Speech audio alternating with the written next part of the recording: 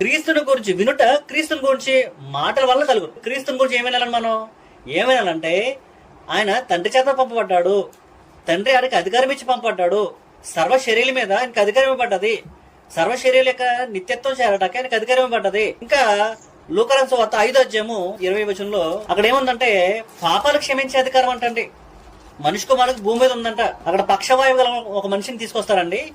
తీసుకొచ్చినప్పుడు యేసుక్రీస్తు వారు ఏం చేస్తారంటే ఆ పక్షవాయువుల మనుషుల్ని పాపాలు క్షమించబడి అంటారు. అంటే పాపాలు క్షమించబడిపోయి నీ పాపాలు క్షమించబడి అంటాడండి.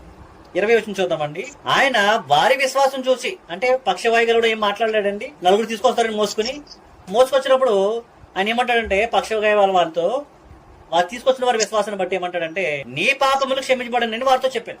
శాస్త్రులు పరిచర్యులు దేవదోషం చేయుచున్న ఇతడెవడు, దేవుడు ఒక్కడే తప్ప మరి ఎవడనో పాపములు క్షమింపగలడా అని ఆలోచింపక సాగరి.